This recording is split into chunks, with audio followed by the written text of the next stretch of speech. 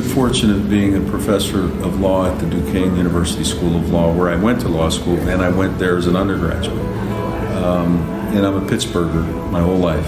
I grew up in Crafton. I have a wife, a great wife, and 3 great kids. I've been blessed with a strong family, blue-collar family, and I'm happy to say that those values are still with me, and hopefully I'm not embarrassing my family by making too many mistakes.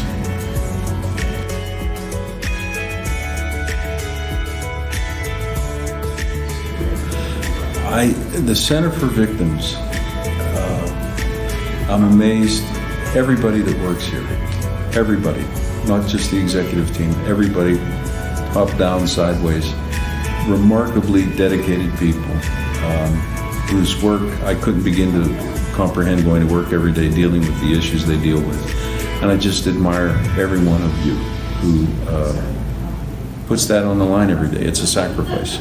And what's important, I think, for us on the board is to recognize that and support that as fully as we possibly can, and we will.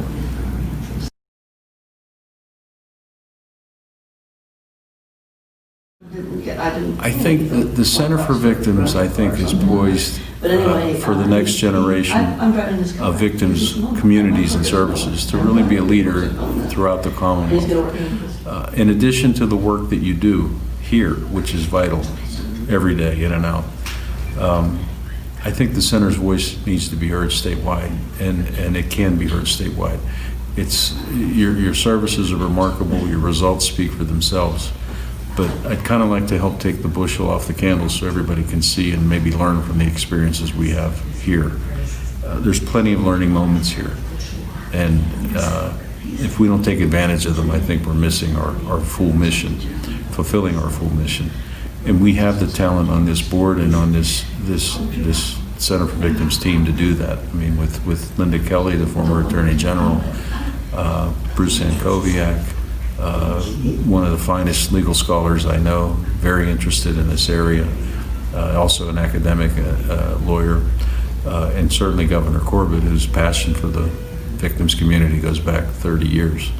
I think we're poised to do good things, and it's a part of the evolution for the center. I think the leadership is here, and I think it's time for us to step up.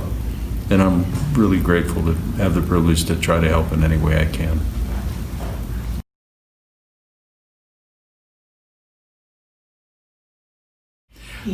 Wow, I'll tell you what, this pandemic has affected every aspect of our lives. At the university, I can tell you we're upside down and sideways trying to figure out what to do. Unfortunately, criminal justice as a system doesn't respond to the pandemic.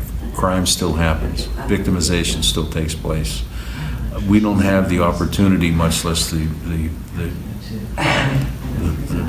ability to get out of the way, to get out of the lane and call timeout. Sorry, victims, we can't deal with you right now. That's another reason why I admire this operation as much as I do. You just find a way to make it work. We do have to make sure we protect our workers, our service providers. We have to make sure that we understand the victims we're dealing with and any exposure issues. I mean, we have very practical concerns that I think we have to deal with because, you know, people who work here have family members that they go home to.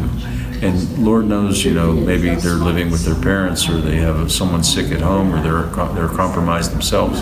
So we don't have the luxury of staying at home exclusively and doing our work, but to the extent that everyone here needs to have the protection that they will need to have, they should have it.